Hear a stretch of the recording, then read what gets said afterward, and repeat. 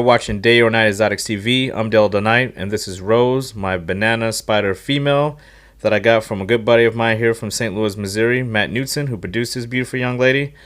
And the banana morph is one of my favorites, as long as the spider. To get both in one snake, that's one of my dream snakes, and I'm glad I got her crossed off my list. I fell in love with this girl when I went to go get my Pastavi pair from Matt.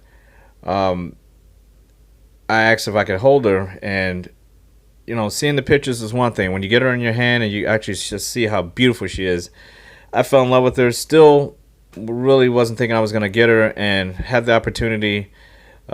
He showed me some pics of her out of shed, and I couldn't take it anymore. I'm like, I'm gonna go ahead and get this snake, and I did. These are photos of her in my reptile room. One of the little highlights of this video is going to be showing her in different lights. So this is a nice, beautiful day. I went ahead and being a photographer, I wanted to get a lot of footage of her, and it's a lot of fun photographing a snake like this because of the color palette. As we see here, just natural sunlight against an object we all know very well, which is a banana. And just for size comparisons, color comparisons, outside natural sunlight, I thought it would be a great way to show her off. The colors on her pop in natural sunlight. It was a nice, bright, sunny day out. Didn't have to have her out here very long because she's so photogenic.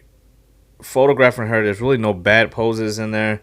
The lighting can be off. As you can see later in this video, I'm going to show her in a little bit more muted lighting. But you saw what she looked like on the fluorescent lighting in my reptile room. At natural lighting, you get to see how those yellows and greens pop. And there's also purples and pinks on there, which you'll be able to see in a different type of lighting once we have a little bit of an overcast sky. But you can see it here. But the sun really makes that yellow and that green almost go neon. And this animal actually looks like this in real life. It's just amazing when you can take her from indoors to outside, how much she just literally looks like someone turns on a light switch. She just absolutely glows. And that was one of the reasons why I fell in love with her. I was very close about a year and a half ago to buying a banana pin, and she was much more pinker, and it kind of not exactly what I wanted. And I ended up not getting that snake, and I'm glad I didn't, because I landed my banana gene with this one, and I'm very happy I waited and got this one in a female. It's just a beautiful, beautiful animal. And again, to have that coloration, but you have the reduced pattern with the spider, that barbed wire tattooed look on her is just really, really a good mix, with the color versus that pattern of that spider. And these are some more pics of my Instagram pics of her, glamour pics.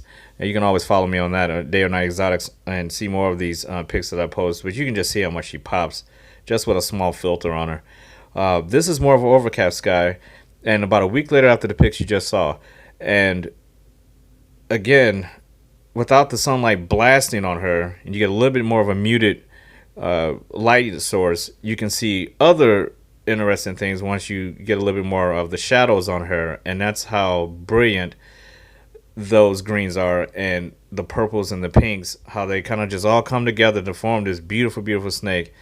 She's got a very nice pink color underneath her body. And it's just really nice looking to look at. Again, there's no bad pose for her. Any piece of lighting you have with her, she's just going to look really nice in different types of ways. I love the green around her eyes, and just raising her up and seeing what she's going to look like when she's an adult is going to be very interesting. And I'm really looking forward to seeing her after each shed, and just seeing what stays and what goes, and just how brilliant she's going to look when she's a adult. She's eating very well right now, and no complaints out of her at all. She's really settled in and is doing her thing. She's like I said, I haven't thought about any breeding projects with her in the future because she's still a ways off, so that's not even a question in my mind. I got her really as a snake that I fell in love with, crossing off a couple of genes that I like, put together, which is the banana spider.